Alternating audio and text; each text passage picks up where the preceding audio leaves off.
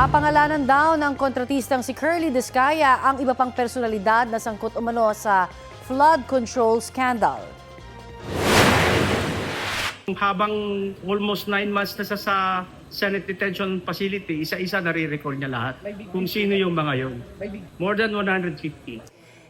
Inaresto si Curly Discaya para sa kasong malversation of public funds kaugnay sa isang flood control project sa Kalumpit, Bulacan.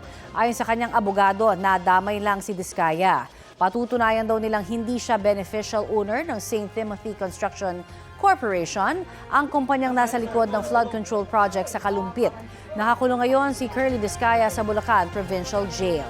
Non-bailable ang kanyang kaso pero magsasampa raw ng petisyon ang kanyang kampo para payagan siyang makapagpiyansa.